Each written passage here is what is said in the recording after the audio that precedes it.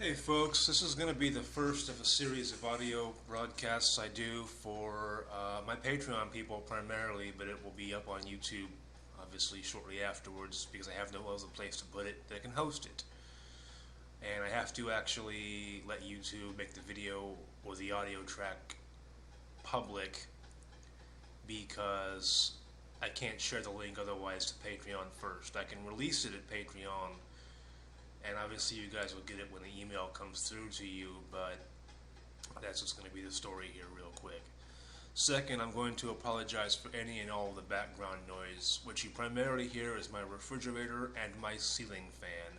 The refrigerator I can do nothing about. There is no place in my apartment I can really go to record cleaner audio than this yet, especially at this time of the year.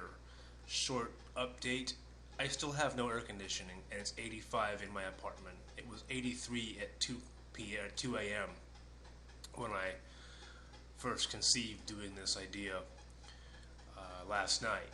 And there'll be some videos to accompany this as well, but I'm just going to apologize up front. I can't fix the audio quality too terribly much. I don't actually possess that skill set yet. I don't even think I have audio software on the machine to do that with. Although I suppose I could probably go find SoundForge again or something like that.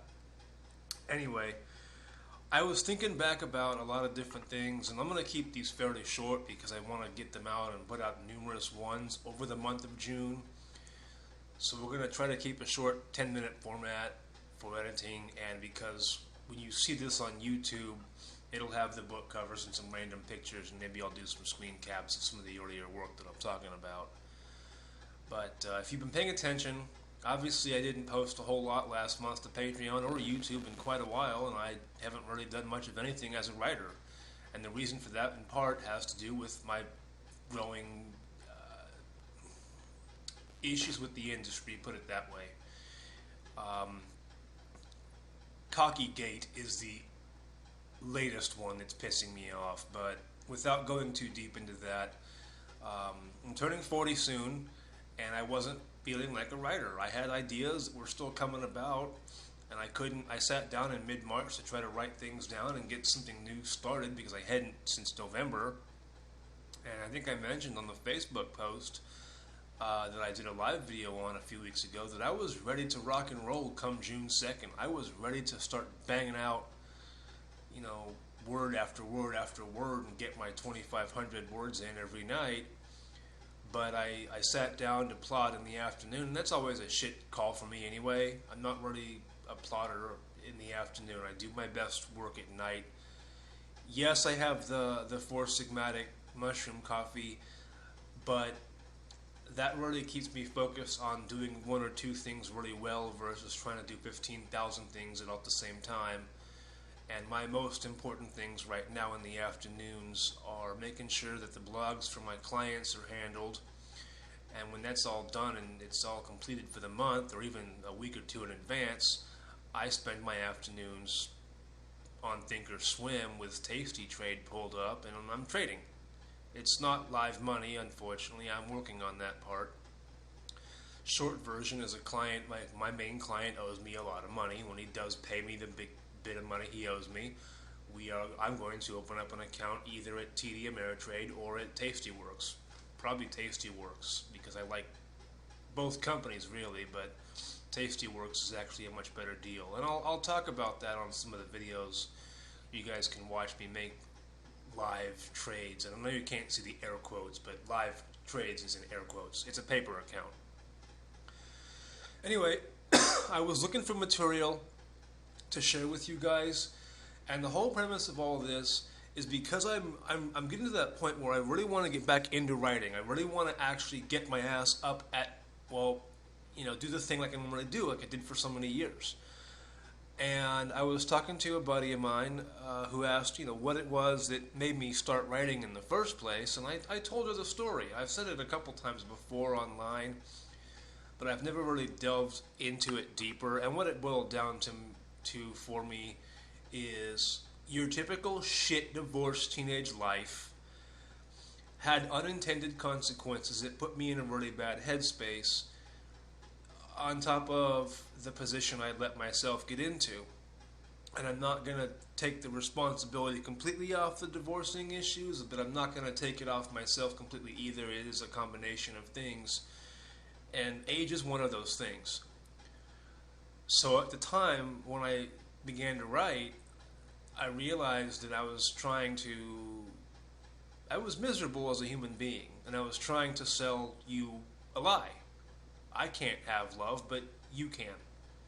Because I would read these romances, the Harlequins in particular, used to start with, and then move on to Christine Feehan and Sherilyn Kenyon, and I'm thinking of another woman named Robin, but not Robin Scone, but a different Robin who wrote for Harlequin Blaze. Julie Leto, The Temptation Line. I could go on, but you guys know the old drill if you've been reading for any length of time. These women, their stories inspired me. I felt like I could identify at least on some level with the women, because that's kind of the emotional part, is kind of y'all's thing, and the masculine part is the protector, and that's kind of my thing.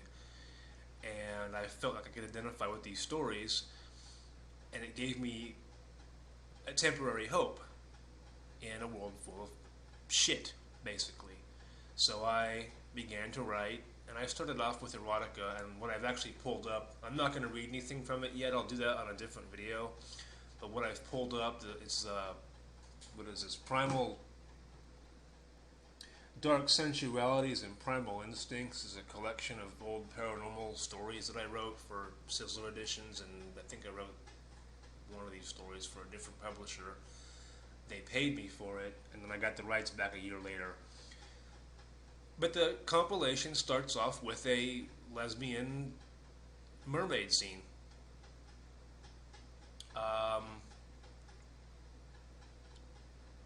I was going somewhere with this, I swear to you.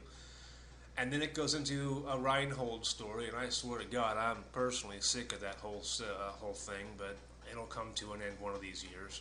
I only have one more book in the series to write. Then I ended up with Dark Traders, and the reason Dark Traders was written in the first place is because at the time I was getting into the stock market, and I was getting into real estate as an investor. I like to make money. I like money. I like the pursuit of it. I like the challenge it affords me mentally in terms of, okay, well, this real estate deal fell through. I have a similar one coming up. How can I do things differently? What negotiation tactic can I use? In the stock market, this is 15 years ago, 20 years ago almost, when I wrote this novel. It's like my third or fourth novel, honestly. I didn't have as much knowledge as I do now.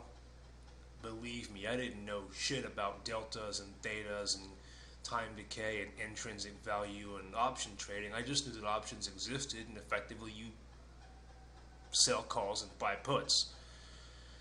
But I didn't know how. There was no, TOS wasn't around yet. TOS didn't come about till just about after I started to write. And I'll actually put a link in the description of the video, because it's a really, really awesome documentary with the founders of now Tasty Trade, but we're the creators of Thinkorswim. And I just think it's one of those things that's really empowering, but that's neither here nor there.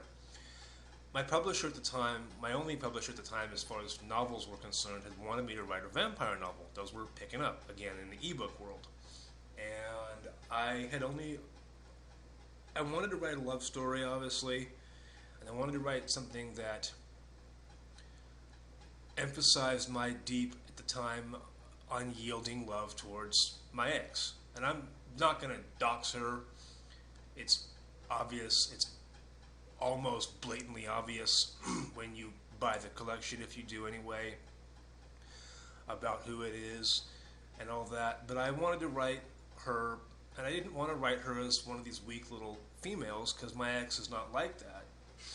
I like to believe when we were younger and a little more ballsy, that she would be the kind of woman who would get a little bloodthirsty over, well, first of all, being turned into a vampire against her will, and second of all, would seek to still do the right thing despite the evil nature of vampires, and that's, that thing. And I wanted to write a story with a flat out, it was my ex. And my ex, I make no bones, my ex is mixed race. Sorry with the waters here. I'm not kidding. It's 85 as I record this now. I wanted to give her a happy ending too. Aside from any jokes that you're about to make. So I wrote her in the story, and the premise of it was, as an investor, what if vampires controlled the stock market? And I'm gonna do another one of these on that same premise, but it's gonna be different because I had some thoughts about this a couple nights ago. Now that I have a greater understanding of option trading and pricing and this and that, so. But I wanted to write her a story, and I wanted to write her a happy ending because I wasn't going to have one. I know that seems kind of weird and like contradictory. I'm in this wonderful relationship with this wonderful human being, but I'm never going to be happy. What the fuck is that about? You know, it doesn't make any sense. That's where my head was at. That's just kind of how I was doing, you know? And that's kind of what I could think of at the time is, okay, so we'll do this, and we'll put it, I think I put it in San Francisco. Don't quote me on that. But, yeah. Did that. Gave her, I think the story is like 40,000 words. It's novella length at the very least. And that's why I wrote it. I wrote that story in particular to honor my ex.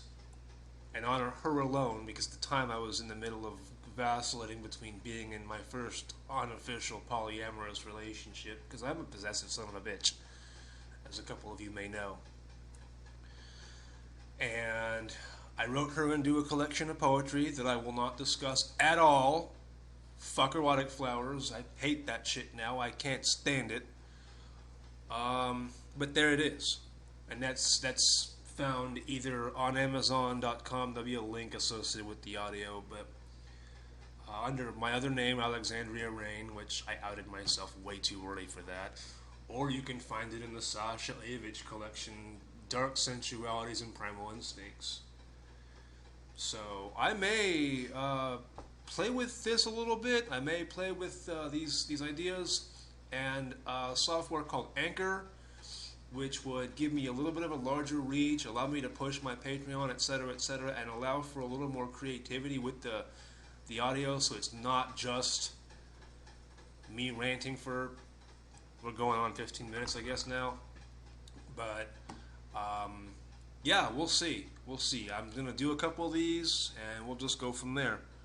Thank you guys for listening. If you're catching this on Patreon first, I appreciate all the contributions. Every little bit makes a difference in my life. That $2 contribution seriously gives me, at the very least, it gives me the ability to catch a train to go to my side job at the cigar shop and make a few bucks on that. That's a round trip ticket to go from here to the cigar shop in downtown Decatur, if it's all you can do. I just want you guys to be here, and I want you guys to read my work and enjoy the content that I'm putting out, because the reality of it is I've changed my story as to why I write. And when I do the next one, you'll find out more about that.